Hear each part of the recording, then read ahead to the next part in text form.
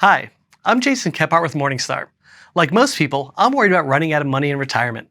To help assuage my fears and yours is Christine Benz. Christine is Morningstar's Director of Personal Finance and Retirement Planning.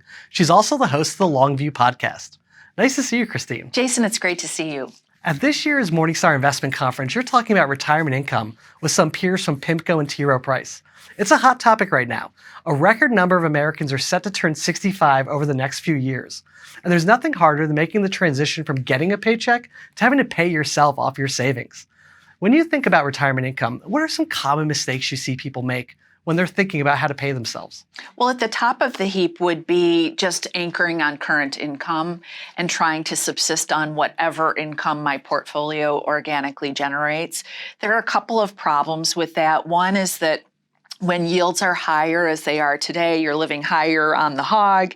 But when yields are really, really low, as they were for a good part of the past decade, you're forced to subsist on a lower income stream. So that's a big issue, just getting buffeted around by whatever is going on in the interest rate environment.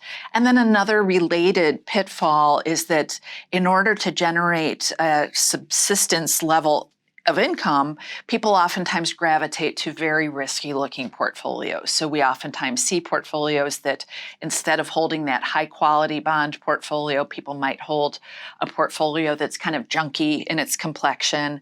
And so they end up with bonds that kind of act like the stocks in the portfolio. So that's the main thing that I see in investor behavior with respect to retirement income. Yeah, I think the risky bond thing is something to definitely keep an eye on. You've done a lot of really cool research on different withdrawal strategies. How important is it to have a flexible withdrawal strategy in retirement? Right. A lot of the great research that's been done over the past couple of decades has really pointed to the value of being willing to be flexible in terms of how much you pull from your portfolio. So especially after a down year, if you're willing to take less from that portfolio, that redounds to the benefit of a higher standard of living over the whole of your retirement. So that means that you can take a higher starting withdrawal rate oftentimes, and you can also take a higher lifetime withdrawal rate. So just an example, we tested a variety of different flexible strategies in our retirement income research. Kind of our baseline conclusion was that people who want a very stable stream of income can take 4% initially if they want their money to last over 30 years. But for people who are willing to use a flexible strategy, they can take a starting withdrawal rate as high as over 5%. So it's a big deal. It can make a big difference in terms of people's quality of life. Another risk to kind of the quality of life over time is kind of inflation and what that can do to your savings over time. And inflation just keeps making headlines for all the wrong reasons, unfortunately.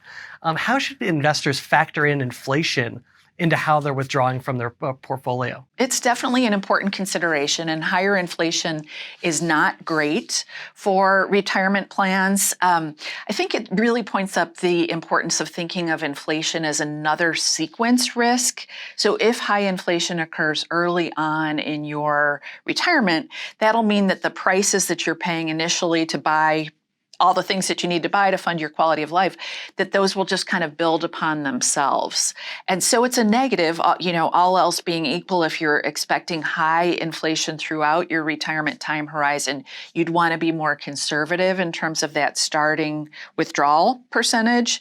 But I would say one countervailing force and a positive for people when they're thinking about retirement planning is that retirees, when we look at retiree spending over the life cycle, retirees don't spend in line with inflation. They tend to spend a little bit less as they move into their mid-70s and 80s and beyond. They spend less than the inflation rate.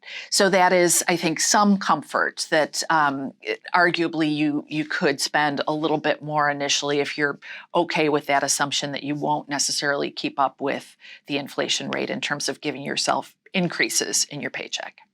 So one of the other factors that inflation has caused is interest rates are a lot higher now than they have been in a very long time.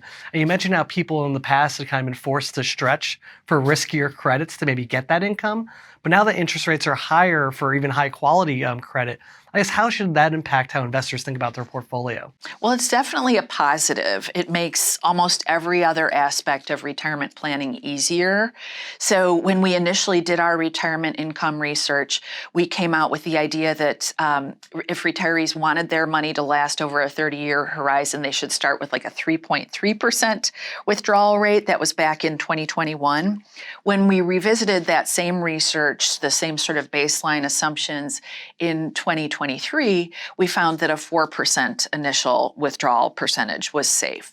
So interest rates explain most of that differential. They make retirement spending easier. They also mean that all else equal, retirees can use a safer portfolio than would be the case when interest rates are really low. So when we plug all of our data into our Monte Carlo simulations, they gravitate to a balanced portfolio because of that safe cash flow that you can get from safe securities today. So the highest safe withdrawal rate over a 30-year horizon actually corresponded with an equity allocation of just 20 to 40% in equities.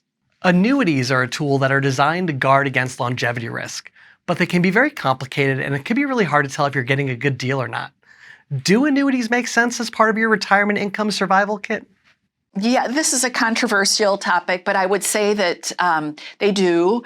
I think especially the very vanilla annuity types, the immediate annuities, just a single premium immediate annuity where you're getting that stream of income over the rest of your life, or perhaps a deferred income annuity. Those would be the main things I would start with if I'm looking to increase my baseline of lifetime income.